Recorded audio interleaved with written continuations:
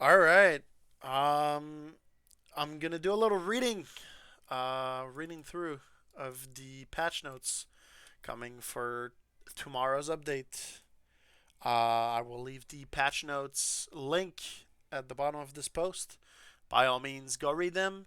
I'm just highlighting what I believe the important points are. There's a lot of fixes in there that we don't really care about.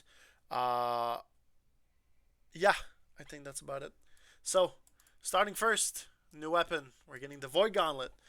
Void Gauntlet, really cool weapon. Actually, is going to add a lot of diversity to the already uh, ever-growing meta of this game. What's really cool about it is that there's like a damage side of the tree, which is called the Annihilation Tree, and there's the kind of healing and debuff side, which is the Decay Tree. You're going to see a lot more healers getting punished by those debuffs because you can do a debuff called Decay on people, which makes them take more damage. So there's going to be a lot more play with that weapon, uh, especially in wars and outpost rush. We're getting a new enemy type. That's huge. We're getting the Varangian Knight. Oh my god. We're getting the Varangian Knights. Completely brand new enemy types. Their design is just absolutely amazing. I believe we're getting these two, and I also believe there's a spear user. Uh, Apparently, they're super awesome. They have their own drops, their own weapons that they can drop their own styles. Even some name weapons, probably some legendaries also. Uh, Next up, we're getting into the world aspect of the update. They're adding visual improvements to the starter zones. They wanted the starter zones to be like a little bit more unique, right? Because all of them right now are kind of looking the same. So we're getting corruption and withered visuals to be amplified in farm and points of interests, and just new visuals for them to be more unique at the starting points. Big change here. A lot of people have actually asked for it. I'm personally super happy they're implementing this change.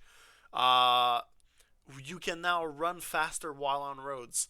While you are running on a road, after 3 seconds of continuous running, you will get a 10% movement speed bonus.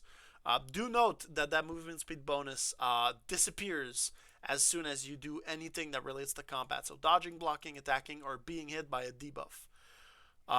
This movement speed bonus is fantastic. I believe it's going to make a lot of people less hesitant about traveling by foot instead of teleporting. I know personally I teleport everywhere and I end up running out of Azoth all the time. So that's personally going to make me really keen into kind of sticking to the road. I think it's going to be very interesting to see where this sticks, kind of the behaviors of people. Talking about the behavior of people, arguably the biggest change this update is the new bonus to being flagged. So from now on, while you are PvP flagged, in addition to the 10% XP bonus, you are getting a 10% luck bonus globally and a 30% gathering luck bonus globally. This, I cannot stretch how huge this is. Everyone and their mom is going to be flagged.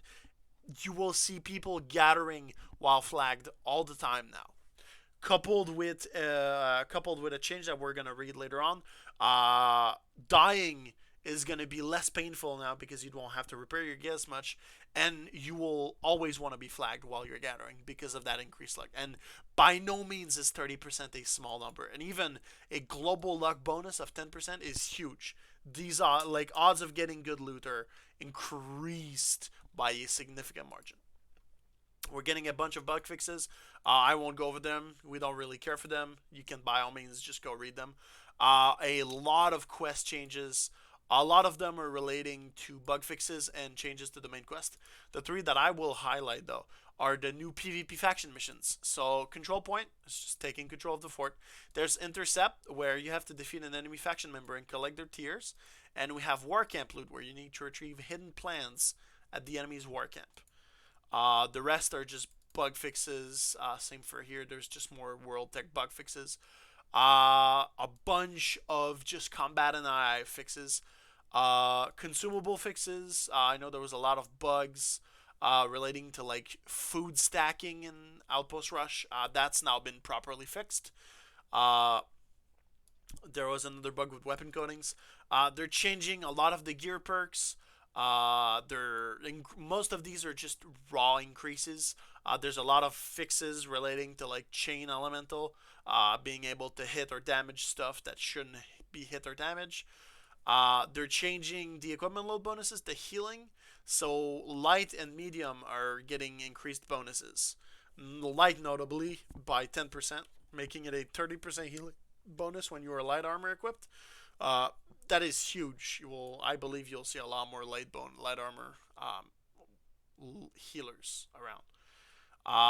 Just a bunch of movement fixes, and like there's a bunch of them. A lot of these are really weird edge cases that you wouldn't see. Like just the first one is interesting, right? Jumping and traversal are now disabled when navigation is disabled when you're hit by a root effect. Uh, just a bunch of dual fixes. They're making slight changes to the ability thresholds for attributes.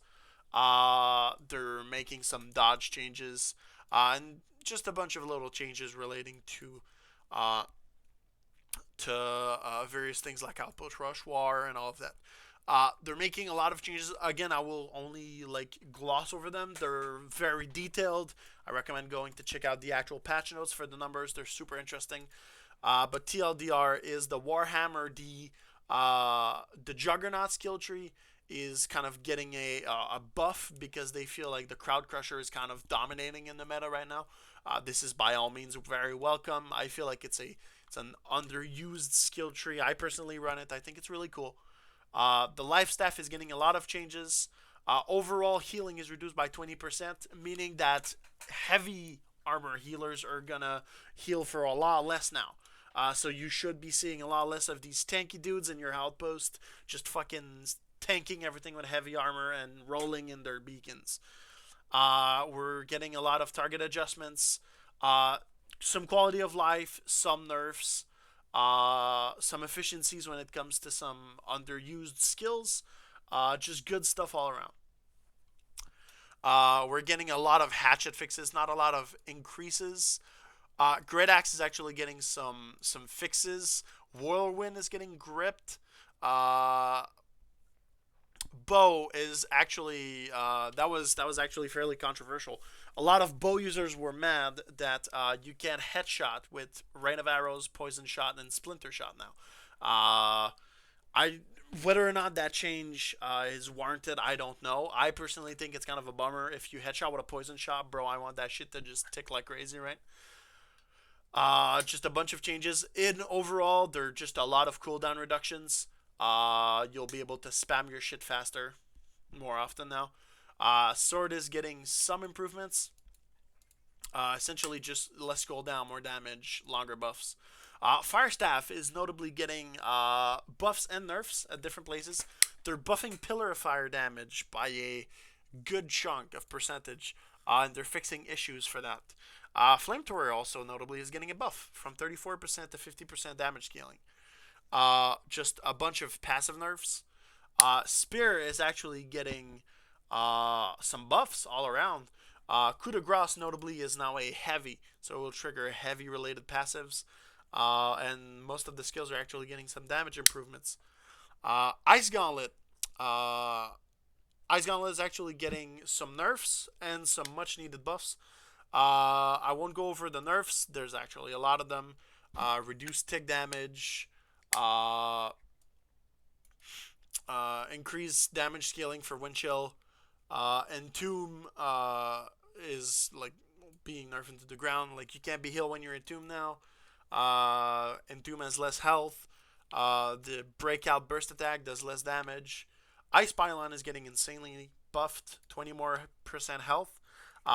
This thing will last a lot longer now, and fixing a bunch of issues. The perks are all getting kind of nerfed, right? We're seeing like 20 to 15, 35 to 25. Rapier is actually surprisingly getting a lot of cooldown reductions and some damage increases.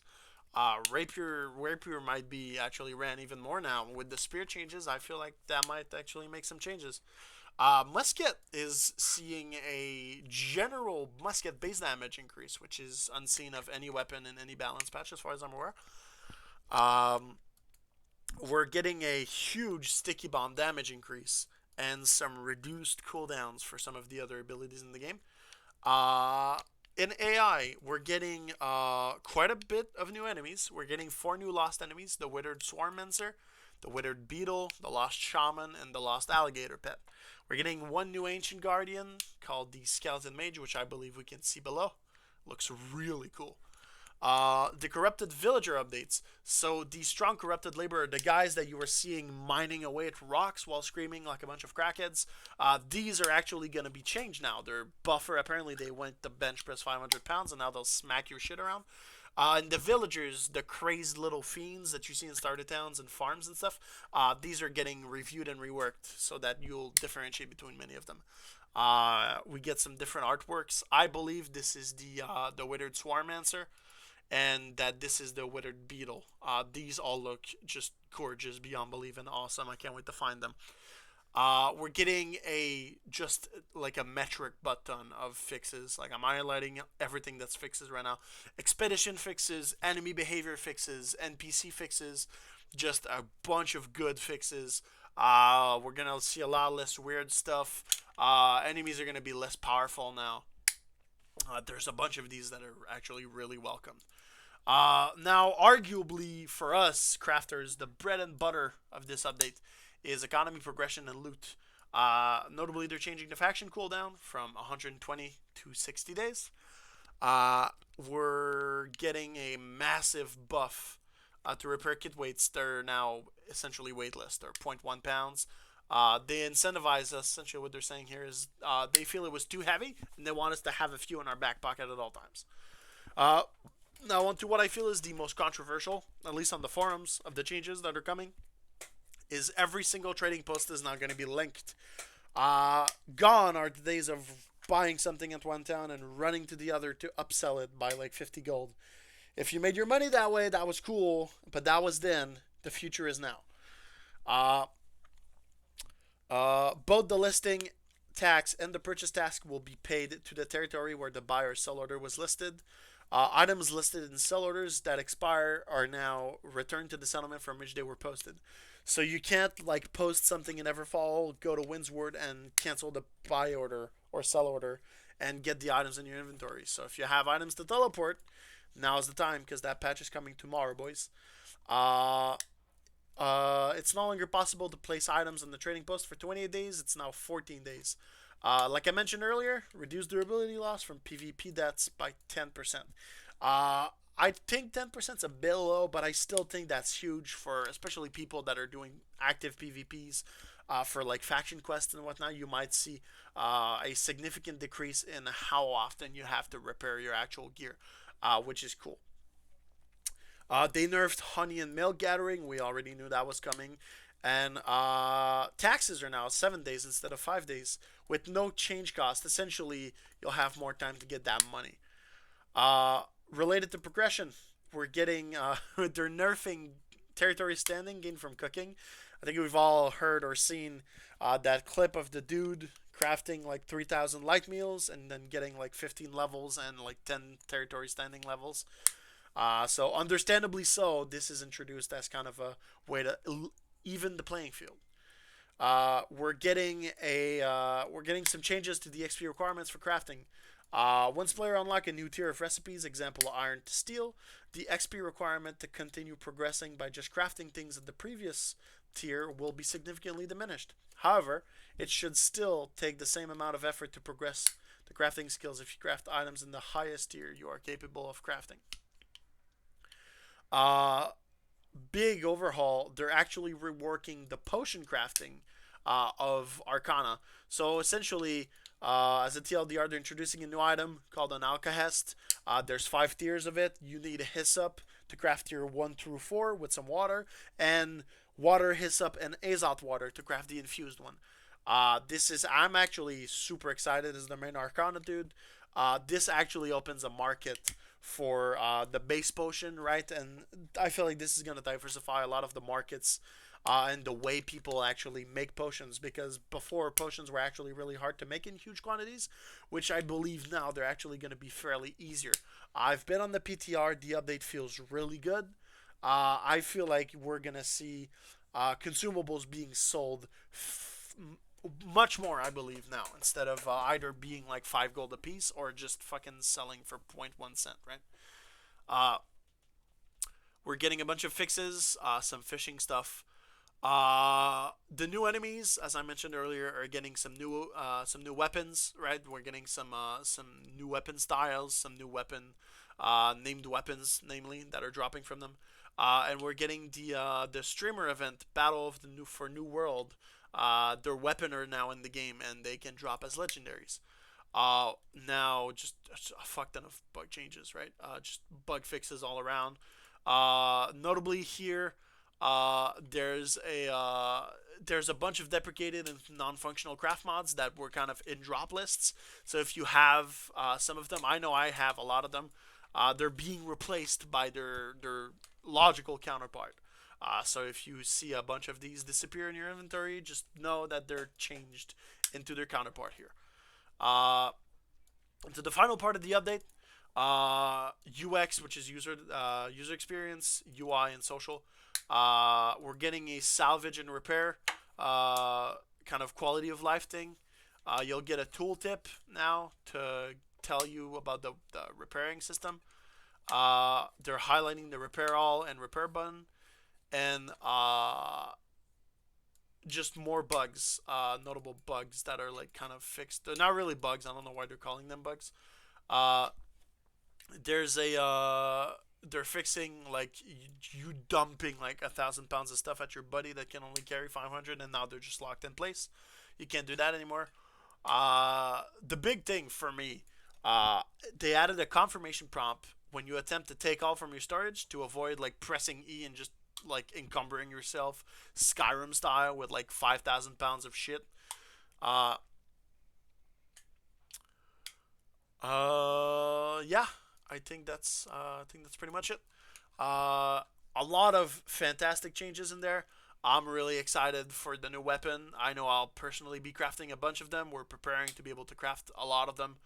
Uh, yeah, drop a little message. Tell me what you guys think. By all means.